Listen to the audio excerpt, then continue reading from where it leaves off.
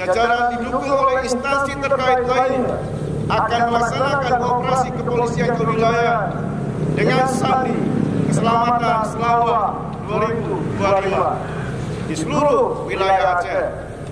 Operasi ini akan dilaksanakan selama 14 hari, mulai tanggal 10 sampai dengan 23 Februari 2025.